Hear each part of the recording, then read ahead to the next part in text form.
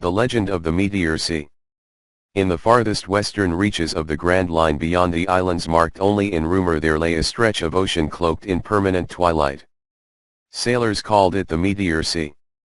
Few ships ventured there. Fewer returned. But that was precisely why Caio Hirezo wanted to go. Caio stood on a broken pier in the forgotten port town of Serena, where the wind always smelled like rust and salt. His silver hair whipped in the breeze, and his crescent-shaped hat cracked at the tip cast a long shadow on the dock. He wasn't the kind of person to let fear hold him back. In fact, it seemed like the sea itself was calling him. "You're serious about this?" Leona asked, crossing her arms. Her long red coat fluttered behind her, and the pistol at her hip caught the fading light. She had once been a Navy officer but left it all behind. Still, some of that sharpness was always there. Caio grinned, flashing a row of sharp teeth. "Of course. The sea's calling us. Didn't you hear it?" Leona rolled her eyes. "I heard gulls and old fishermen cursing the wind." "Same thing." Behind them, a large floating crate creaked open, and a giant man with a chef's apron and a frying pan emerged. "I made fish cakes," he roared cheerfully. Caio turned. "Perfect timing, Proto. We feast, then we set sail." Proto blinked. "We're still sailing into the cursed sea of death." "Absolutely." Their ship, the Lunatic Star, was a patchwork of metal and wood, reinforced by Proto's bizarre cooking tools and Leona's gadgets. It wasn't the prettiest ship on the sea, but it was fast and strange. As they crossed into the Meteor Sea, the water turned a deep indigo, and the sky dimmed. Floating rocks occasionally passed overhead like small moons. "Are those meteorites?" Leona whispered. Caio nodded. "Leftovers from the Nightfall event. That's just a legend. So was the Sea King of Smoke Island. We punched that one in the nose, remember?" She didn't reply.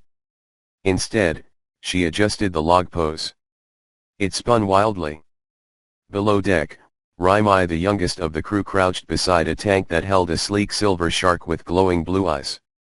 "Can you feel it, Shino?" she whispered. The shark thumped its tail once against the glass. Outside, the wind howled, and a black sail appeared on the horizon. The pirate ship was massive, its sails torn but enchanted with glowing runes. At its helm stood a tall figure clad in dark armor, a jagged saber at his side. His name, Admiral Grave. Caio squinted.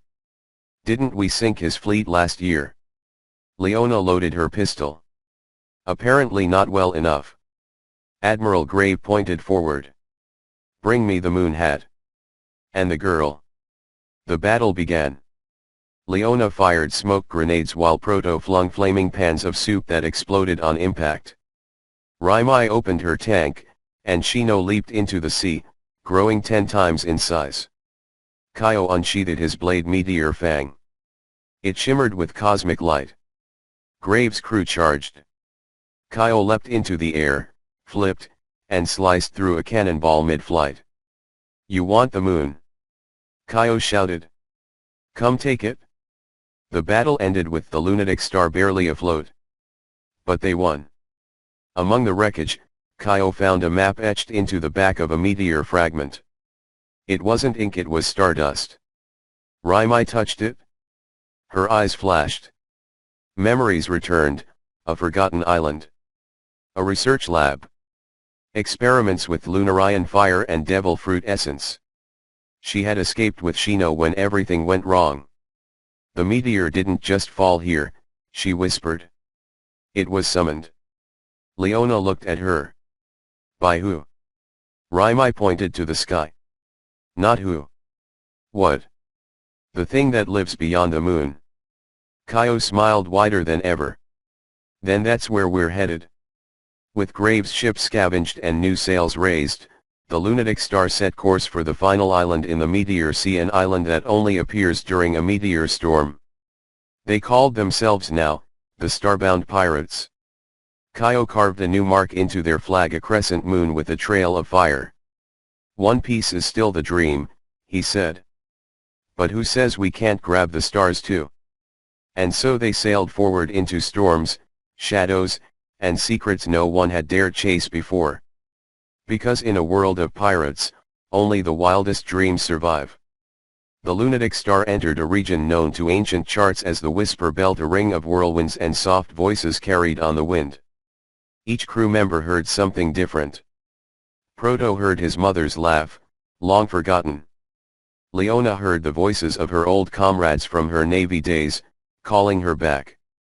Raimai heard a name, her real name, before the experiments. Kaio heard nothing. Only silence. That night, as stars fell like tears, Kaio stood at the bow, staring at the moon. The thing beyond the moon. "What are you really?" In answer, a meteor the size of a small island lit up the sky and began falling straight toward them. The lunatic star was barely holding together as it cut through the turbulent waves, its battered hull groaning under the stress of the approaching meteor. The crew scrambled to secure the ship. Kaio stood at the helm, his eyes fixed on the falling mass of rock and fire, a grim smile playing across his lips. "Hold tight!" Kaio shouted, his voice lost in the wind. "We're not going down without a fight." Leona was already at the cannon, loading it with explosive rounds. Proto was at the front of the ship, shaking his frying pan like a madman, his giant frame moving with surprising speed. Raimai, clutching the glass tank that contained Shino, was pacing nervously. "We can't outrun it!" Raimai yelled over the chaos. "We need to do something." Kaio's grin widened as he grabbed Meteor Fang, his sword glowing brighter than ever. "Then we'll do what pirates do best. We'll take it head on." Without warning, Kaio leapt off the ship, landing in the water below. The impact sent ripples across the surface, and in an instant, Kaio vanished into the depths. Leona cursed under her breath. "What is he doing?" But before anyone could react, Kaio emerged from beneath the ship, riding a massive surge of water toward the meteor, his sword held high. It was as though he was calling the very ocean to his side. The meteor, impossibly large, was now just 100 yards away, and the crew could see its jagged surface glowing ominously. It was no ordinary space rock. There was something unnatural about it, something alive.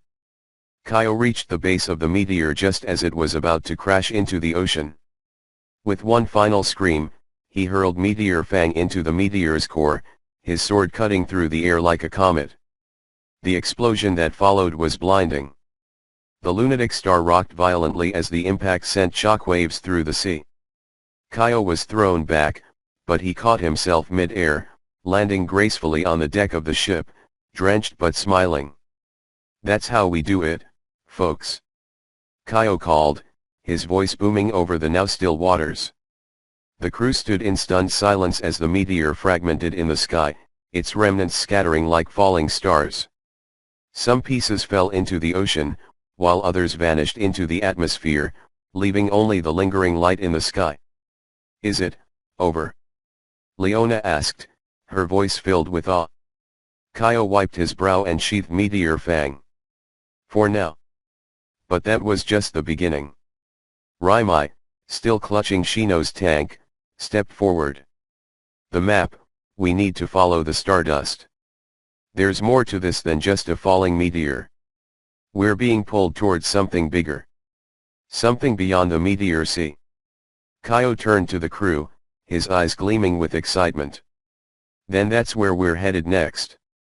We find the stars, and we take whatever is waiting for us." With that, the crew of the lunatic star set sail once again, their sails catching the wind as the ship cut through the calm waters. The stars above seemed to shine even brighter now, as though guiding their path. The legend of the Meteor Sea was far from over. They were about to uncover the secrets hidden within the celestial expanse, and nothing would stop them. Because when you sail with the stars, there's no limit to where your dreams can take you.